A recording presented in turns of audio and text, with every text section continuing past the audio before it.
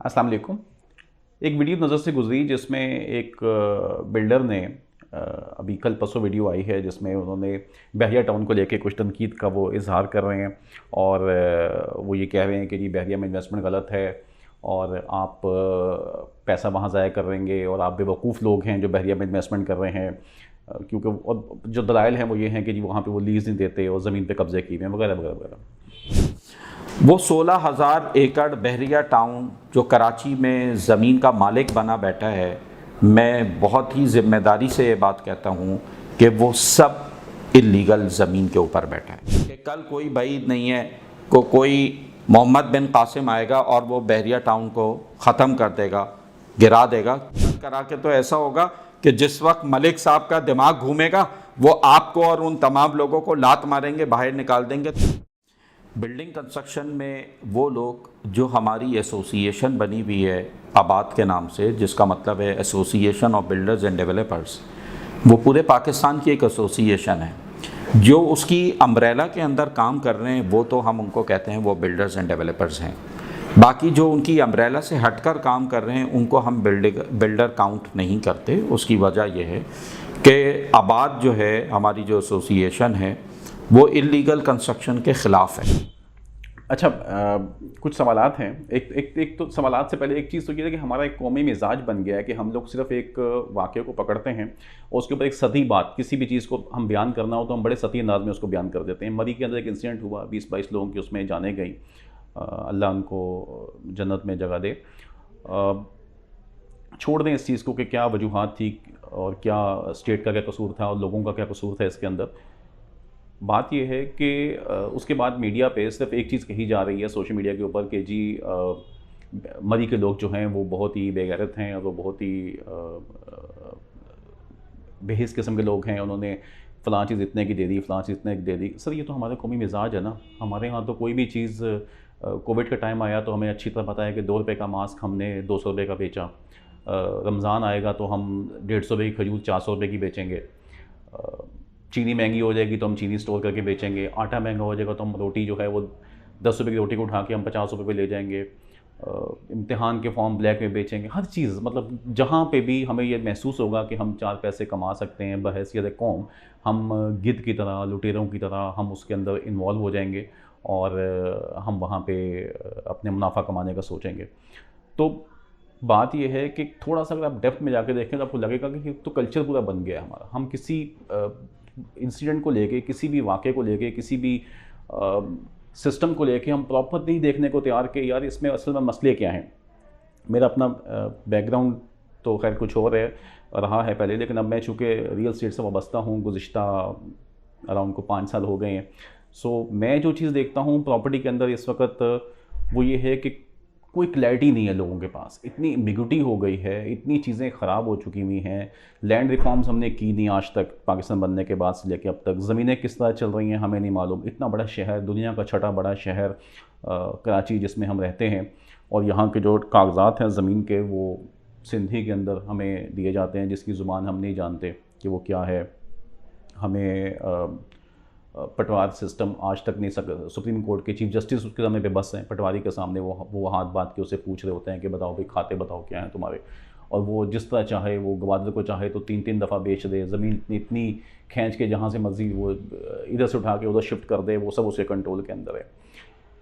अभी जो कराची का सिनेरियो बना हुआ है उसमें स्पेशली मीडिया पे मैंने बहुत से टीवी चैनल्स पे देखा, मैंने एक भी सोशल मीडिया पे वीडियो वायरल हुई है तो उसमें भी एक बड़े मशहूर बिल्डर हैं कराची के, वो ये बात कर रहे हैं बहरिया के अगेंस्ट, उन्होंने कुछ बात की। तो मैं उसमें से भी कुछ सवालात मैं पूछना चाहूँगा कि जी ये सब कुछ नेस्ला टावर के बाद ही क्यों, ये सब उससे पहले क्यों नहीं आपको याद आया? अब जब कि सुप्रीम कोर्ट ने एक्शन स्टार्ट किया और कोर्ट जो है वो प्रॉपर चीज़ों की सफाई करने लगी हुई, उसमें वो किसी को नहीं छोड़ रही। इवन वो इस्टेब्लिशमेंट के भी प्रोजेक्ट्स को भी वो जो जो जिन जिन चीज़ों पर उनको इलीगल लगता है वो उन चीज़ों के खिलाफ वो एक्शन ले रहे हैं। तो अब ये प्रोटेस्ट का मानी क्या है? और अगर नेस्ला टावर का केस सुप्रीम कोर्ट ने अपना फैसला ओपन कर दिया, जो उन्होंने डिसीजन दिया है, वो बिल्डर सामने आके अपने कागजात क्यों पेश नहीं करता? वो बिल्डर आके अपने एनओसीज क्यों नहीं दिखाता? वो ये क्यों नहीं कहता कि ज़मीन मैंने यहाँ से ली और ये कवानीन थे और मैंने किसको कितने खांचे दिए और किसको किस बंदे से मैंने कितने बेनिफिट्स लिए उस टाइम पे? वो उसको कौन रोक रहा है कि मोबाइल से एक वीडियो बनाए और वो आके वायरल करे और वो ये बताए कि मेरे साथ ये सब कुछ हुआ है? और इन सब चीज़ों से नज़रें हटाने के लिए हम उन चीज़ों को लेके जा रहे हैं कि यार अच्छा वो भी गलत है, वो भी गलत है, वो भी गलत है। तो सर यहाँ पे बहरिया टाउन ने आके तो चाइना कटिंग स्टार्ट नहीं की। यहाँ पे बहरिया टाउन ने तो आके पोर्शन बनवाने स्टार्ट नहीं किए आपके नाज़िमाबाद में, गुलशन में, जौहर में। यहाँ पे उन्होंने तो आके आपसे ये बिल्डर्स को नहीं कहा कि भाई आप पोजीशंस ना दें, आप टाइम लाइन से प्रोजेक्ट डिलीवर ना करें, आप फाइल डुप्लीकेट बेचें, आप जो है वो ओवर चार्ज कर रहे हों, रीसेलिंग ओवर सेलिंग्स कर रहे हों, मतलब क्या क्या कुछ नहीं हो रहा यार रियल एस्टेट के अंदर कोई। तो सर आप मतलब मेरा ये पूछना है बिल्डर्स के साथ कि भाई हम लोग हमें ये बताया जाए इस टाइम पे, मैं भी रियल एस्टेट से वाबस्ता हूँ, कि यार कोई ऐसे अब आबाद एक इदारा है जो कि तमाम बिल्डर्स की एक एसोसिएशन है जिसको वो देख रहा होता है, वो क्यों तमाम एनओसीज़ प्रोजेक्ट्स के एनओसीज़ अपनी वेबसाइट पे डिस्प्ले नहीं कर सकता। अब हमें रोज़ सैकड़ों कॉल्स आती हैं हमारे क्लाइंट्स की जो हमसे ये पूछते हैं कि जी हम इस प्रोजेक्ट में इन्वेस्टमेंट करें, हम उस प्रोजेक्ट में इन्वेस्टमेंट करें, हमें बता दें वो प्रोजेक्ट लीगल है या इलीगल है। सर हमें बताएं, हम कहाँ से बताएं। हम अपने क्लाइंट्स को ये बात कहते हैं कि हम किस तरह से बताएं, हमारे पास कौन सी जादू की छड़ी है। भाई सिस्टम तो इतना स्ट्रॉन्ग है और इतना इतना ऑक्टोपस की तरह जकड़ा हुआ है उसने इस पूरे निज़ाम को, इस पूरी सूरत हाल को, कि आप यहाँ से जाके अपने डॉक्यूमेंट्स अगर वेरीफाई कभी करवाने जाएं एसबीसीए से या केडीए के ऑफिस से, तो वहाँ जो लोग बैठे हुए हैं वो भी मंथलियों पर बैठे हुए हैं, वो आपके डॉक्यूमेंट्स भी वेरीफाई करके दे देंगे कि जी हाँ जी ये साहब जो आए थे, ये जो आपका प्रोजेक्ट है या सोसाइटी है या फलां चीज़ है, ये बिल्कुल क्लियर है। और उसके बाद 6 महीने बाद कहीं पे नैब खड़ा हो जाएगा, कहीं पे सुप्रीम कोर्ट बीच में आ जाएगी, पता चलेगा कि उसमें फलां डॉक्यूमेंट्स बीच में शामिल हैं। तो इन सब चीज़ों के पीछे तो मलक रियाज नहीं है ना, ये सब चीज़ें तो बिल्डर्स की जिम्मेदारी है यार। कराची मलक रियाज या बहरिया टाउन तो यहाँ पे 2014 से आया, उससे पहले से ये 7 साल पहले का जो पूरा टाइम है उसके ज़िम्मेदार कौन है?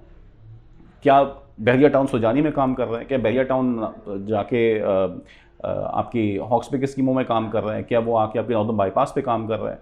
ये सारे प्रोजेक्ट्स तो हम लोगों के हैं, बिल्डर्स के प्रोजेक्ट्स हैं ना। आपने क्या किया बिल्डर्स ने यहाँ पे आके? आप आएँ, अपने डॉक्यूमेंट्स बताएं, अपनी चीज़ें ज़रा ओपन करें लोगों के सामने कि लोग अपनी इन्वेस्टमेंट लेके कहाँ जाएँ। आज आपके 16 प्रोजेक्ट जो हमारे थे यहाँ के मलिर के जो प्रोजेक्ट्स थे बिल्डर्स के, जिसमें लोगों ने अपनी करोड़ों रुपए की, अरबों रुपए की इन्वेस्टमेंट्स की हुई हैं, पता चल रहा है कि इलीगल है, उसमें फलां प्रॉब्लम सामने आ रही हैं उसके ऊपर। तो सर वो तो आबाद के लोग हैं ना, वो क्यों नहीं बताते सामने आके? आबाद के लोग क्यों नहीं उसको फेस कर रहे, क्यों नहीं उन प्रोजेक्ट्स की एनओसी प्रोवाइड कर रहे, क्यों नहीं अपनी वेबसाइट पे आके कोई प्रेस कॉन्फ्रेंस कर रहे? चलिए इसको छोड़ दें, एक काम करें, बड़ा आसान काम है। मेरी ये रिक्वेस्ट है कि भाई ये जितने भी प्रोजेक्ट्स हैं ना आपके बिल्डर्स के, आप सिर्फ एक बात कीजिए, आबाद एक छोटी सी प्रेस कॉन्फ्रेंस करें और उसमें ये बोले कि जी ये जितने प्रोजेक्ट्स जिसमें किसी को इशू है, आवाम के कोई पैसे डूबे हुए हैं, किसी को वो फाइल नहीं मिल रही, बिल्डर पोजीशन नहीं दे रहा, बिल्डर प्रोजेक्ट डिलीवर नहीं कर रहा, बिल्डर एक्स्ट्रा चार्जेस मांग रहा है, बिल्डर टाइमलाइन पे काम नहीं कर रहा, वगैरह वगैरह जो भी मसले मसाइल मौजूद हैं डॉक्यूमेंट्स के ऊपर, वो आबाद के ऑफिस आ जाए। आप यकीन करें, जो बहरिया की आप प्रोटेस्ट की बातें कर रहे हैं कि जी वहाँ लोग प्रोटेस्ट कर रहे हैं, मेंटेनेंस के चार्जेस के प्रोटेस्ट कर रहे हैं, सर 1% लोग छोड़ के नहीं जाएंगे बहरिया। लेकिन आपके ऑफिस के बाहर, आबाद के ऑफिस के बाहर सैकड़ों नहीं, हज़ारों नहीं, लाखों लोगों की लाइनें लगी हुई होंगी कि जो लोग परेशान बैठे होंगे हैदराबाद से आके, कराची से आके कि जी हमारे ये मसले हैं, इसको हल करें बैठ के आप। तो हम बजाय इसके कि हम चीज़ों को ठीक करें, नेस्ला टावर के वाक़े के बाद से हमने सिर्फ और सिर्फ क्रिटिसाइज़ करना, तनकीद करना, और चूँकि उसके लिए एक शक्ल है जो कि हमेशा मीडिया के पास मौजूद है, लोगों के पास मौजूद है, वो है मलक रियाज की। मलक रियाज में 10 बुराइयाँ होंगी, हम बिल्कुल डिफेंड नहीं करता मैं मलक रियाज को बिल्कुल भी। बहुत से मसले मसाइल होंगे, बहरिया के अंदर भी चल रहे होंगे, इंसान है, इसी मुल्क के मसले मसाइल हैं, हर आदमी यही गंदम खा रहा है, इसी हवा में सांस ले रहा है, कोई फ़र्क नहीं है किसी के अंदर। हर कोई जिसका जहाँ हाथ पड़ रहा है वो उस हिसाब से वो अपनी उसकी गेम चल रही है। और ये सिस्टम है, बेसिकली सिस्टम पूरा करप्ट हुआ है, हमें सबको पता है। पूरे शोज़ चल रहे होते हैं टीवीज़ के ऊपर कि जी आपने किस इदारे में क्या हो रहा है, कई स्टिंग ऑपरेशन चल रहे हैं, तो हमें अच्छी तरह मालूम है कि क्या क्या प्रॉब्लम्स हैं इस पूरे निज़ाम के साथ। वहाँ पे भी ऐसे लोग मौजूद हैं बहरिया के अंदर भी कि जो शायद 500 साढ़े 500 स्क्वायर फीट के अपार्टमेंट्स जो हैं वो इस वक्त 22-25 लाख, 27 लाख, 30 लाख में दे रहे हैं। अब आप अवेयर करें ना लोगों को, ये आबाद का काम है, बिल्डर्स का काम है कि आप लोगों को अवेयर करें कि अगर 4,500 रुपये की कंस्ट्रक्शन का रेट आज चल रहा है मार्केट के अंदर, 4,500 से कम में कंस्ट्रक्शन नहीं हो सकती बहरिया में जाकर। जिस बहरिया लेवल की कंस्ट्रक्शन जो है उसको आप मल्टीप्लाई कर लें 500 स्क्वायर फीट के साथ भी, अगर 1 बेड अपार्टमेंट भी है 500 स्क्वायर फीट का, तो सर 22,50,000 का रेट बनता है। तो 22,50,000 रुपये की तो खाली कंस्ट्रक्शन कॉस्ट आ रही है, उसकी डिलीवरी कहाँ से आएगी, लैंड कॉस्ट कहाँ से डलेगी, उसमें बाकी चीज़ें कहाँ से आएंगी सारी, तो वो प्रोजेक्ट नहीं मिलेंगे लोगों को कभी भी। तो ये चीज़ें आप अवेयर करें ना, आप बताएं लोगों को कि यहाँ पे क्या हो रहा है, वहाँ पे क्या हो रहा है। आपका काम है, आप लोग अपनी वेबसाइट्स पे, अपने फेसबुक पे आके अपनी सोशल मीडिया को यूज़ करें, लोगों को अवेयरनेस दें, अपने अंदर से भी जो काली भेड़ें घुसी हुई हैं निज़ाम के अंदर उनको बाहर निकालें, उनको बताएं, वरना तो इस तरह ही ये सब चीज़ें चलती रहेंगी और हम एक दूसरे पे क्रिटिसाइज़ जो है वो उसके ऊपर करते रहेंगे। अभी तो खैर ये सूरत हाल है कि मैं, अगर आप मुझसे पूछते हैं, बीइंग रियल एस्टेट इन्वेस्टमेंट्स जो हम करते हैं, ओवरसीज़ हमारे क्लाइंट्स बहुत हैं, लोकल क्लाइंट्स कराची से हैं, इवन पूरे पाकिस्तान से, पंजाब से क्लाइंट्स हमारे काम करते हैं हमारे साथ।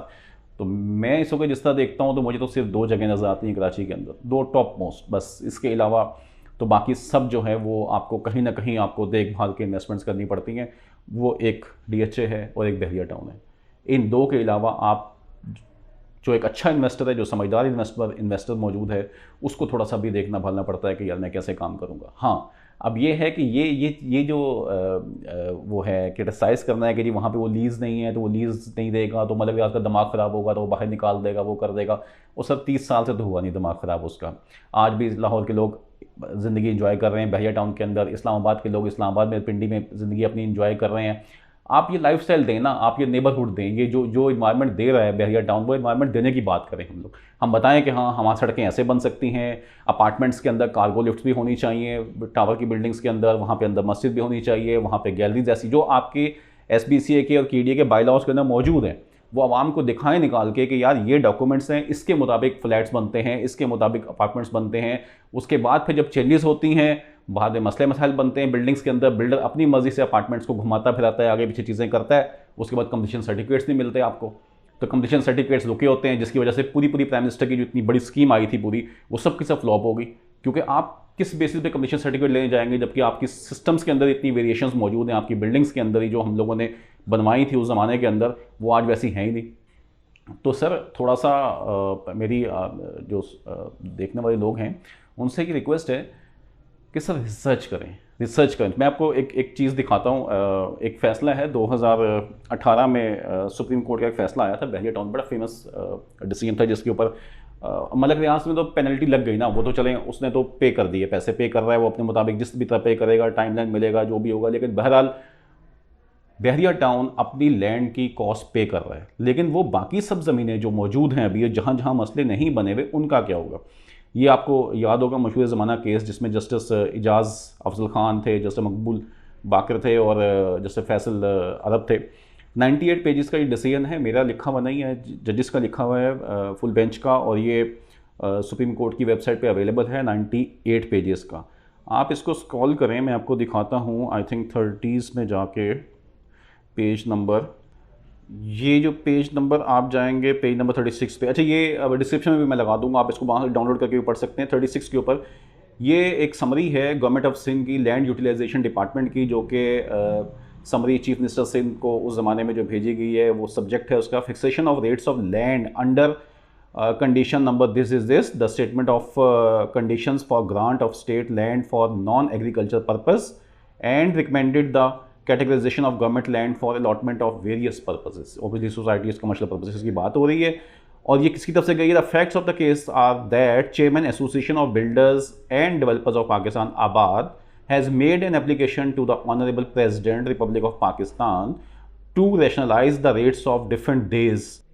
अच्छा, इसमें तमाम दे शामिल हैं, जैसे गडाप टाउन है, गडाप टाउन के दे उसमें शामिल है, बन मुराद है, अल्लाह फियाई है, अब्दार है, जाम चक्रो है, वगैरह वगैरह, ये इसके चलते जा रहे हैं दे। फिर उसके बाद आप नेक्स्ट पेज पे आ जाएं, पेज नंबर 40 पे आ जाएं, तो फिर ये उसके बाद दे चल रहे हैं। ये सब आपको मैं नीचे लिंक में अवेलेबल है, आप देख सकते हैं। बिन कासिम टाउन है, बिन कासिम टाउन के सारे दे यहाँ पे लिखे हुए हैं, पिपरी है, धाबेजी है, इन सब के। अच्छा, ये आप पढ़ते जाइए, आप सब वाकिफ़ ही होंगे कराची रहने वाले। केमाड़ी टाउन है, केमाड़ी टाउन के दे इसमें शामिल हैं।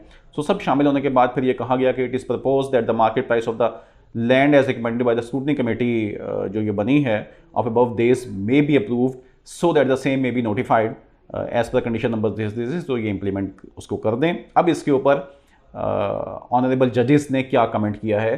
दे सेड के जी the table reproduce, actual words हैं जो मैं देख के पढ़ रहा हूँ, आपके पास स्क्रीन पे भी नजर आ रहे होंगे, आप इसको डाउनलोड करके पढ़ ले भी सकते हैं, लिंक से डाउनलोड कर लें या सुप्रीम कोर्ट की वेबसाइट से जाकर डाउनलोड कर लीजिए। वो ये कहते हैं the table reproduced above shows that the prices in 2006 यानी 2006 में जो प्राइसेस थी ज़मीन की were much higher than those fixed in 2011। तो भाई सारी गेमें तो आपके सामने हो रही हैं यार ज़मीनों को लेकर। अल्लाह के बंदे, किसको हम ये सब चीज़ें बता रहे हैं, उसने कब्ज़ा कर लिया, वो वहाँ से आ गया, वो यहाँ आ गया, और ये आपको लीज़ नहीं मिलेगी और ये नहीं मिलेगी। बताएं ना लोगों को, एक्चुअल गेम्स बताएं ना ज़मीनों की जो चल रही हैं कि जी ज़मीनें कैसे ली जाती हैं, लैंड कब्ज़े किससे मिलते हैं, खाते किससे मिलते हैं, खाते कैसे बिठाए जाते हैं। तो ये सब चीज़ें बताएं कि जी गोठाबाद क्यों बनता है, ना क्लास लैंड कौन बेचता है, पोल्ट्री फार्म की लैंड पे ज़मीनें कैसी लॉन्च होती हैं, 30 साल लीज़ कैसे होती है, सर्वे नंबर ना सर्वे वगैरह वगैरह, तो बताएं सब चीज़ें कि जी क्या हो रहा होता है उसके ऊपर। तो उन्होंने ये कहा है कि ये जो ज़मीन है, और 2011 में जो ज़मीन का रेट तय किया गया वो एक्चुअली 2006 से भी कम है। और उसका एक्चुअल जुमला ये है जो जज लिखता है, they in certain cases are not even half of what they were in 2006, यानी उसका आधा भी नहीं है जो 2006 में ज़मीनें थी उससे हाफ। ये किसने करवाया? ये सब का सब आबाद के रेफरेंस से सब कुछ शुरू हुआ। ये कराची के साथ ये सब चीज़ें चलती रहीं। उसके बाद अगर आप इसके जो असल फैसला था और आप वहाँ पे आ जाएँ तो वो पेज नंबर 52 है मेरे ख्याल में, जहाँ पे क्लॉज नंबर 18 है। 18 क्लॉज में बहरिया का फैसला आया था। उसका जो लास्ट पैराग्राफ था उसमें जो जजेस ने कहा वो ये कहते हैं कि जी इन्वेस्टिगेशन कंप्लीट हो गई है, और हम ये कहा the investigation be completed with a period of 3 months from the date of announcement of this judgement and reference be filed in the accountability code against all those who are found responsible for causing loss to the state की जो land थी। We have been told, अब ये वो बता रहे हैं जो इनको फर्दर जो इनको इंकशाफ हुआ है जजेस को वहाँ पे, कि we have been told that government land has also been allotted to DHA and many other societies on cheaper rates as compare to the rates in this case. यानी बहरिया के केस में जो लैंड्स लोगों को दी गई हैं उनसे ज़्यादा चीपर रेट्स पे ज़मीन DHA को एंड अदर सोसाइटीज़ को दी गई हैं। ये जजेस के फैसले में पेज नंबर 52 18 क्लॉज है, उसमें ये पॉइंट मेंशन है, और वो उसमें ये कहते हैं if so we would request the honourable chief justice of Pakistan to take suo motu action in this behalf so that like be treated alike. अब वो सो मोटो एक्शन कब होता है अल्लाह बेहतर जानता है, होता है नहीं होता है। बहरहाल ये चल रहा है सर ज़मीनों के ऊपर। कराची की जो लैंड है उसके साथ क्या कुछ होता रहा और क्या कुछ हो रहा है। अब उस चक्कर के अंदर अगर कोई सोसाइटीज़ अच्छी बन रही हैं, अगर लोगों को लाइफ स्टाइल चाहिए, ऑब्वियसली वो अस्करी की तरफ जाएंगे, अस्करी 4 में आएंगे, अस्करी 5 में जाएंगे, मनीर कैंट का लाइफ स्टाइल देखें आप, फैल्कन्स के लाइफ स्टाइल देखें आप, DHA की तरफ चले जाएंगे आप। अगरचे कुछ मसाइल हैं DHA के साथ, लेकिन फिर भी चलें लैंड में तो वो चीज़ें नहीं हैं DHA के केस के अंदर भी। अदरवाइज़ अगर आपने बहरिया की बात करनी है तो अनमैचेबल ना, आप बहरिया का कंपेयर किससे करेंगे? आपके पास कराची में कौन सी एक ऐसी सोसाइटी है जिसके बारे में हम दावे से कह सकते हैं कि जी ये बहरिया से बेहतर है? आप छोड़ दें, बैंक लोन नहीं देता तो नहीं चाहिए ना बैंक से लोन। हमारी तो वैसे भी लैंड्स बैंक के साथ नहीं होती, हम मॉर्गेजेस में कहाँ जाते हैं? हम एशियंस, पाकिस्तान, इंडिया में हम मॉर्गेजेस से ज़्यादा काम ही नहीं होता हमारे पास। तो ये कुछ बातें थी, इन पे इनको सोचिएगा इन बातों को, और इस पर कोई नाराज़ होने की बात नहीं है, लेकिन ये फैक्ट्स हैं। इस तरह की बहुत सी कहानियाँ कराची के हर बंदे के पास मौजूद हैं। आप किसी भी जगह चले जाएँ, किसी भी टाउन में, किसी भी एरिया में, नाज़ाबाद, गुलशन, PCHS, आपको तमाम कहानियाँ मिल जाएंगी कि ज़मीनों पे क्या हो रहा है और क्या क्या मसाइल। सबको पता है कि आपने कहाँ कहाँ नालों के साथ क्या काम किया है, पार्कों के साथ क्या काम किया है, ज़मीनों के कागजात कैसे चेंज किए गए हैं, कितने गोठाबाद बने हुए हैं, कच्ची आबादियाँ हैं, क्या क्या कुछ हुआ है, वो बताएं सर। आप लोग तो माशाल्लाह बिल्डर्स आज़ाद तो वो हैं कि तो दाइयाँ हैं शहर की ज़मीनों की। हाँ, हम लोगों को, आप लोगों को तो सब पता है ना, मतलब हम तो बच्चे हैं आपके सामने, हम तो भी शुरू कर रहे हैं काम करना, लेकिन अल्हम्दुलिल्लाह सफाई से शुरू कर रहे हैं। हम कोशिश करते हैं कि हम जो काम करें, अपने क्लाइंट्स का जो पैसा है, अपने क्लाइंट्स की जो इन्वेस्टमेंट्स हैं, उसका जो सुकून है, सबसे अहम चीज़ वो, उसको अपना समझ के काम करें, क्योंकि कल को हमने उसको मुँह भी दिखाना है, उसके साथ काम भी करना होता है। तो इसलिए हमारे जितने क्लाइंट्स हैं अल्हम्दुलिल्लाह, हम जिन प्रोजेक्ट्स पे काम कर रहे हैं, वो DHA हो, वो ASF हो, वो सुपर हाईवे के 1-2 प्रोजेक्ट्स हैं, या बहरिया टाउन के अंदर हम काम कर रहे हैं, तो वहाँ पे अल्हम्दुलिल्लाह हमारी चीज़ें सारी की सारी बिल्कुल क्लियर चलती हैं। हमारे क्लाइंट्स कभी ये नहीं कह सकते कि यार हमारे साथ ये कोई 2 नंबरी होगी उसके अंदर। बाकी कराची में अब मैं तो बार बार कह रहा हूँ कि यार वो कहाँ है नस्ला वाले बिल्डर है, क्यों नहीं ओपनली आके सोशल मीडिया पर बात करते हैं? उसको अपना छोड़ दें, चीखना चलाना अपनी जगह पे कि जी मेरे पास कागज़ थे, मेरे पास कागज़ थे। वो बताएं आके, सारे कागज़ दिखाएं आके, किसी जगह पे बैठ के मीडिया पे आके शो, उसका कोई फ़ायदा नहीं है। आप डॉक्यूमेंट्स प्रोवाइड करें, PDF बनाएं, वो चलाएं, मार्केट में सर्कुलेट करवाएं कि ये डॉक्यूमेंट्स थे, फिर ये डॉक्यूमेंट्स थे, फिर ये डॉक्यूमेंट्स थे, कोई खांचा नहीं लिया गया, कोई इशू बीच में नहीं हुआ किसी किस्म का, कोई हेरा फेरी नहीं हुई, 100 गज़ की, 10 गज़ की, 20 गज़ की हेरा फेरी नहीं हुई है और कोर्ट ने गलत डिसीजन लिया है, ये मुमकिन नहीं है। आज 2021 में बैठ के, 22 में बैठ के कोई ये कहे कि जी जजेस जो हैं वो इतने ही ज़्यादा अल्लाह ना करे कि जी बेवकूफ़ हैं या उनको समझ नहीं आती चीज़ों की कि वो उनके हाथ से ऐसे फैसले हो जाते हैं। सर मीडिया मौजूद है, अब ये जो साजिश हमारे खिलाफ होगी या युद्धो नसारा की जो सोशल मीडिया हमारे हाथ में आ गया है, तो उससे अब चीज़ें बहुत ओपन है लोगों के पास, अब वो टाइम नहीं है। और सबसे बड़ा मसला कराची के बिल्डर को है भी यही बहरिया टाउन के साथ कि अब हम करें क्या, क्योंकि आपकी कंस्ट्रक्शन का भी आप अगर हम बेंचमार्क लगा लेना तो बहरिया की कंस्ट्रक्शन आज कराची की कंस्ट्रक्शन से भी बेहतर है। मैं बहरिया की अपनी कंस्ट्रक्शन की बात नहीं कर रहा, चलें उसमें 10 मसले होंगे, वो उन्होंने शुरू में स्टार्ट की थी, लेकिन जो प्राइवेट कंस्ट्रक्शन वहाँ पे कॉन्ट्रैक्टर कर रहा है, आप उससे बात करके देखें, उसकी ज़िंदगी अजाब बनी होती है, उस पर इतनी सख्तीज़ है, इतने उसके SOPs हैं, इतनी उनकी वो पॉलिसीज़ हैं और इतना उसका टाइम वो लेते हैं सारे काम करने के अंदर, और एक एक चीज़ को चेक कर रहे होते हैं। तो वो सिस्टम अल्लाह करे आ जाए कराची में, हम तो कहते हैं अल्लाह करे ऐसे ही हो कराची के अंदर भी, ताकि लोगों को कम से कम बारिश, लोगों के घरों के माहौल, घर कमरे, हर चीज़ के सुकून मिले यार ज़िंदगी के अंदर। किस अजाब में ज़िंदगियाँ डाली हुई हैं लोगों की, हम लोगों ने लोगों को तबाह बर्बाद करके रख दिया पूरे शहर को हमने। जो यहाँ रहने वाले हैं वो इसको ऑन करने को तैयार नहीं है शहर को, जो अच्छा काम कर रहे हैं हम उस पर तनकीद कर रहे हैं बैठ के। मैं गुफ्तगू को ख़त्म करूँगा। एक नज़म है बड़ी खूबसूरत फ़हमीदा रियाज साहबा की, जो कि मुझे हस्बे हाल लगती है बहरिया टाउन के हवाले से लेके कि आजकल जो आबाद के लोग या जो मुख्तलिफ बिल्डर्स हज़रात जो बात कर रहे हैं, तो और एंटी काफ़ी मीडिया पे चीज़ें चलती रहती हैं, तो उसको लेके एक छोटी सी बात है जो मैं अपने क्लाइंट्स के साथ या अपने इन्वेस्टर्स के साथ एक बात करूँगा कि आप उसको थोड़ा कंपेयर कर लीजिएगा। सूरत ऐसी बनी हुई है ना कि कुछ लोग तुम्हें समझाएंगे, वो तुमको खौफ दिलाएंगे, जो भी है वो खो सकता है। हाँ मतलब लुट जाएंगे जी, आप जाएंगे तो लुट जाएंगे। भाई किस चीज़ में लुट जाएंगे, जब मुझे मेरी चीज़ मिल रही है। आज तो 70% चीज़ें डिलीवर हो गई बहरिया टाउन के अंदर, फाइल्स मेरे पास मौजूद हैं, मैं अपने घर बना रहा हूँ, मैं वहाँ पे कंस्ट्रक्शन कर रहा हूँ, मैं वहाँ पे रह रहा हूँ, तो किस चीज़ का मसला है?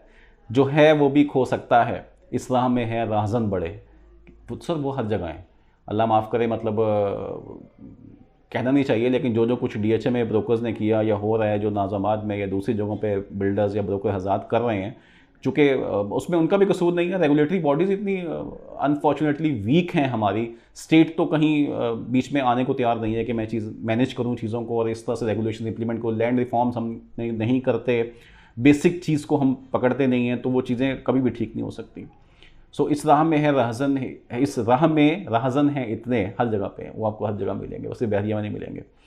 कुछ और यहाँ हो सकता है, कुछ और तो अक्सर होता है, कुछ और तो आपके साथ अक्सर पोषण बनाने में भी हो रहा है, सुलझानी में भी हो रहा है, आपके साथ स्कीम 33 में भी हो रहा है, हमारे साथ शाह फैसल पे भी हो रहा है। तो लैंड के अंदर जहाँ जहाँ भी चीज़ें मसले हैं वो तो ठीक होने हैं, इसमें तो कोई दूसरी बात नहीं है।